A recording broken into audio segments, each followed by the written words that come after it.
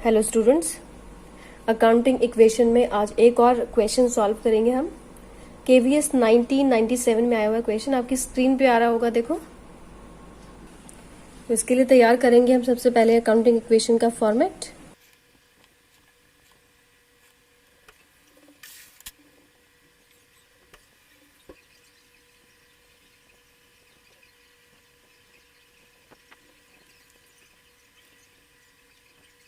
तो फॉर्मेट हमारा तैयार हो गया है। अब नंबर 1 पॉइंट है हमारा, started business with cash 10,000। Started business with cash 10,000, तो नंबर 1 डालेंगे यहाँ पे and started, whatever written in the question you have to write it here, okay. Started business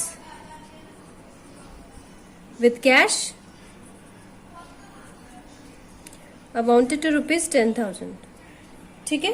तो यहां पे हमारा कैश बढ़ गया है इस ट्रांजैक्शन में। यहां कैश और यहां कैपिटल, ये दो चीजें यहां पर आई हैं हमारी, और कैश हमारा है 10,000 और कैपिटल भी हमारी बढ़ गई है 10,000 से, ठीक है। यहां से कैश बढ़ा और यहां से कैपिटल बढ़ गई है, इक्वेशन बराबर है। इसमें एक और इक्वेशन आने के बाद ही हम अकाउंटिंग इक्वेशन को फिर से न्यू अकाउंटिंग इक्वेशन लेकर आएंगे। अभी न्यू अकाउंटिंग इक्वेशन नहीं लाएंगे, अभी फर्स्ट ट्रांजैक्शन हुई है। जब सेकंड ट्रांजैक्शन होगी उसके बाद हम न्यू इक्वेशन लेकर आएंगे। अब सेकंड ट्रांजैक्शन देखते हैं क्या है। सेकंड ट्रांजैक्शन है paid rent in advance ₹300। Second point is paid rent in advance ₹300। तो रेंट पेड इन एडवांस का मैं पहले लास्ट क्लास में आपको बता चुकी हूं कि पेड, अगर कोई चीज आपने पहले ही एडवांस में पे कर दी है तो वो प्रीपेड होता है, और प्रीपेड कोई भी एक्सपेंस अगर हमारा है, हमने जो पहले ही पे कर दिया, वो हमारी एसेट बन जाती है। और इसके लिए हमें क्या करना पड़ेगा, पेड रेंट इन एडवांस। यहां पे हमारी एसेट बढ़ गई है, कितने से एसेट बढ़ गई है हमारी यहाँ पे 300 से। और किस नाम से बढ़ गई है हमारी पेड रेंट इन एडवांस, किस नाम से बढ़ी है। यहाँ पे हमें एक और आइटम ऐड करना पड़ेगा, प्रीपेड रेंट। प्रीपेड रेंट, जैसे जैसे आइटम बढ़ते जाएंगे आपको यहाँ पे आइटम यहाँ बढ़ाते जाना है, लायबिलिटी के आइटम्स यहाँ पे बढ़ते जाएंगे, ठीक है। तो आपने रेंट पे किया, इसका इफेक्ट क्या हुआ, इसका इफेक्ट ये हुआ है, कैश आपका कम हुआ और आपकी एसेट क्रिएट हो गई है, ठीक है। तो कितने से कम हुई आपकी एसेट 300, आपका कैश कम हुआ 300 से, भाई हमने पेमेंट कर दी पहले ही, और प्रीपेड नाम से हमारी ये एसेट तैयार हो गई है। प्रीपेड रेंट हमने पहले ही पे कर दिया है, तो यहाँ पे हमें 300 अलग से यहाँ शो करना पड़ेगा। यहाँ पे कैपिटल और लायबिलिटी पे कोई भी फर्क नहीं पड़ने वाला है। हमारी लायबिलिटी कोई क्रिएट नहीं हुई, हमारी कैपिटल नहीं बढ़ी है, ठीक है। अब हम निकालेंगे यहाँ पे new accounting equation.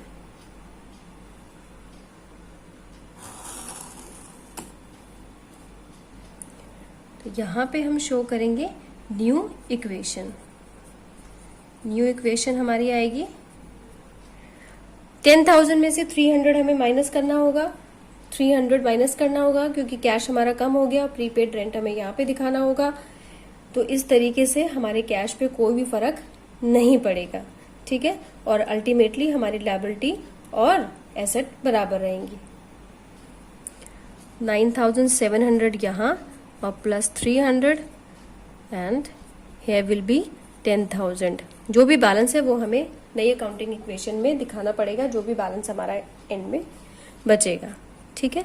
Second point is purchase goods for cash 5,000 and credit 2,000। Purchase goods, तो आपको फिर थर्ड पॉइंट में क्या करना है, यहाँ पे लिखना है आपका आइटम क्या है, purchase goods for cash. Purchase goods for cash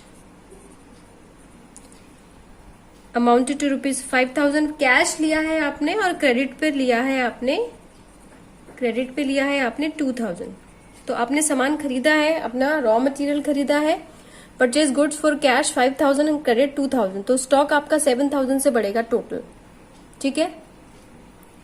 लेकिन हमारा कैश सिर्फ कम होगा 5000 से, तो फिर 2000 का क्या होगा, ये 2000 हमारी लायबिलिटी क्रिएट हो गई है क्योंकि हमने उधारी पे माल खरीदा है। तो यहां पे स्टॉक हमें आइटम ऐड करना पड़ेगा, स्टॉक, ठीक है। अब देखो यहां पे कैश हमारा, इसका कितना इफेक्ट क्या हुआ, इसका कैश कम हुआ है 5000 से, तो यहां पे कैश हम कम कर देंगे 5000, ठीक है। प्रीपेड रेंट पे कोई फर्क नहीं है। स्टॉक हमारा बढ़ गया है, यहां पे स्टॉक हमारा कितने से बढ़ा, 7000 से बढ़ गया इधर। फिर चाहे हमने उधारी पे खरीदा हो या फिर हमने कैश खरीदा हो या क्रेडिट खरीदा हो, स्टॉक हमारा इतना ही बढ़ेगा। लेकिन यहां पे हमारी लायबिलिटी क्रिएट हो गई है, और लायबिलिटी कितने से हमारी क्रिएट हुई है उसको हमें यहां शो करना पड़ेगा। जो भी लायबिलिटी है हमारी, कौन सी लायबिलिटी क्रिएट हुई है यहाँ पे, क्रेडिटर्स की। क्रेडिटर्स हमारे बढ़ गए हैं, और क्रेडिटर्स बढ़ाने के लिए हमें क्रेडिटर के नीचे ही लिखना पड़ेगा कितने अमाउंट से बढ़ा, 2000 से। तो अल्टीमेटली जब आप इफेक्ट देखोगे तो यहाँ पे 7 में से 5 गया, 2000 इज इक्वल टू 2000। अब इसको हम कर देंगे बराबर इस तरीके से। This will be a new equation, और न्यू इक्वेशन क्या होगी हमारी, आपको माइनस कर देना है। कैश में से इतना कम हुआ है, ये आपको माइनस करना पड़ेगा, और तो यहां पे आपका हो जाएगा 9 में से 5 गया 4700 प्लस प्रीपेड रेंट हमारा चलता आ रहा है प्लस 7000, और यहां पे 10000 हमारी कैपिटल है plus 2000। Third point is sold goods for cash 8000 and costing 4000। Sold goods 8000 costing 4000। 4000 की चीज को आपने 8000 में बेच दिया, तो फायदा कितना हुआ आपको, सीधी सी बात है, हमें 4000 का ही फायदा हुआ है यहां पे अगर देखा जाए तो। तो इस प्रॉफिट को हमें कैपिटल में ऐड करना पड़ता है, क्योंकि इससे हमारी कैपिटल भी बढ़ गई हमारा, क्योंकि प्रॉफिट बढ़ गया है ना। 4000 की चीज को 8000 में बेच दिया, लेकिन स्टॉक, हमारे जो स्टॉक है वो कितने से कम हुआ, जो हमारा स्टॉक है वो कम कितने से हुआ, 4000 से कम हुआ, 8000 से तो कम नहीं हुआ, और कैश भी आया 8000। तो इसका इफेक्ट देखो क्या क्या होगा, सोल्ड गुड्स 8000 कॉस्टिंग 4000। कैश आया हमारे पास, क्योंकि यहाँ पे नाम गिवन नहीं है, यानी कि ये क्रेडिट पे नहीं हुआ है, ये कैश पे ही हुआ है। 8000 हमारे पास कैश आया, ठीक है। यहाँ पे कोई इफेक्ट नहीं है, ये कोई इफेक्ट नहीं है, यहाँ पे 0 लिखोगे आप, यहाँ पे 0 लिखोगे। लेकिन ये जो हमारा स्टॉक है ये कम हो गया है, कितने से कम हो गया है, यहाँ पे 4000 से, ठीक है। और कैपिटल में हमें 4000 दिखाना पड़ेगा, क्योंकि कैपिटल भी हमें प्रॉफिट हुआ है, तो प्रॉफिट से कैपिटल बढ़ जाती है, ठीक है। तो देखो इफेक्ट 8000 में से 4000 या 4000 ही इफेक्ट है, इज इक्वल टू, दोनों साइड फिर से इक्वल हो गई हमारी। तो यहाँ पे आप फिर से एक लाइन लगाओगे इस तरीके से, ये लाइन लगाओगे ऐसे, और फिर से हमारी आ जाएगी न्यू इक्वेशन। न्यू इक्वेशन में आपको बैलेंस करना होता है, ठीक है। न्यू इक्वेशन में बैलेंस करना है आपको, 4700 में से प्लस करना है हमें, क्योंकि ये हमारा कैश आया है, तो ये हो जाएगा हमारा 12700 प्लस 300, तो हमारा चलता ही आ रहा है, इसमें कोई चेंज नहीं है। और स्टॉक हमारा कम हो गया है, तो कितना रह गया हमारा, 3000 का स्टॉक रह गया है। और कैपिटल का अमाउंट बढ़ गया है, क्योंकि प्रॉफिट इसमें ऐड करना है, तो दिस विल बी 14000, और क्रेडिटर्स हमारे ऑलरेडी हैं 2000। तो यहाँ पे आप दोनों को इक्वल करोगे तो आपका 16000 ही आना चाहिए, यहाँ पे 16000 ही आएगा आपका, ठीक है। 12700 प्लस 300, दिस विल बी 13000, और 3000 विल बी 16000। तो both side are equal. Okay, now come to next point, which is paid salary. Paid salary 450 and salary outstanding being 100. It means total salary हमें पे करनी थी. Paid salary 450 cash and still outstanding is ₹100. यानी कि total हमें 550 पे करना था, जिसमें से सिर्फ हमने 450 पे किया है. तो इस केस में कैश पे जो इफेक्ट है वो ये है कि हमें सिर्फ 450 ही हमने पे किया है कैश. ठीक है, 100 इज स्टिल आउटस्टैंडिंग. तो यहाँ पे हमें 100 आउटस्टैंडिंग सैलरी लेना पड़ेगा.